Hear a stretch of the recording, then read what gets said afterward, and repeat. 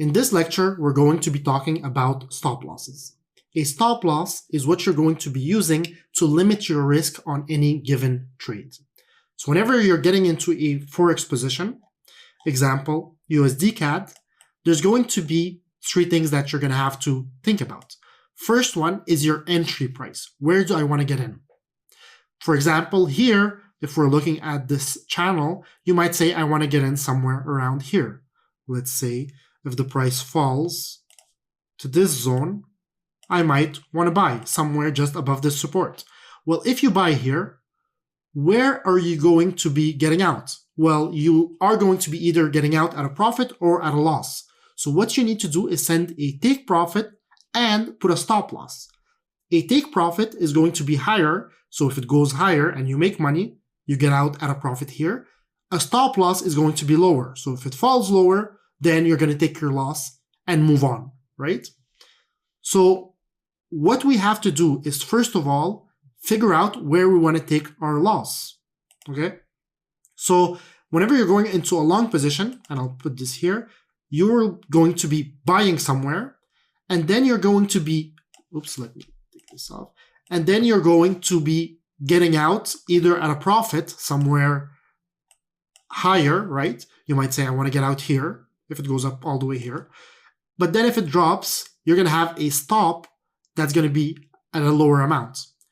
And the stop is always going to be, somewhere below a range or a support or somewhere that you feel the currency is going to have a harder time reaching. So your stop loss is always going to be at a lower price than your entry. That's when you're going long, okay? So you have your entry, your stop loss that's lower, and your take profit that's higher. Now, take profit, we don't even consider right now. The only thing we care about in risk management is our stop loss, because that's when we lose money. That's what we care about. It doesn't matter if we make way too much money. It's not the end of the world. But we don't want to lose too much money. That would be the end of the world, okay? And we'll talk about that even more as we go on, because we have a few lectures talking about how we calculate, where we put the stop loss, the quantity that we buy. That's coming up in the next few lectures. Now, if you were shorting, let's say I want to short here. Let me take this. Let's say I want to short, let's just draw a new one. Let's say I want to short if the price goes up here, right? I want to short, okay? If you're shorting, you're betting that the price goes down. So I'm going to use this tool here, the short position. If you short here, you think that the currency is going to go down. So if it goes down, you're going to make money. So you might be, well, you know what? If it goes down here, I'll take my profit. And then your stop price is going to be higher. So you might short at a particular price, and then your stop is going to be higher than that price, because if it goes higher, you're losing. Because you remember, you're shorting. And when you're shorting, you're betting that the currency is going down, right?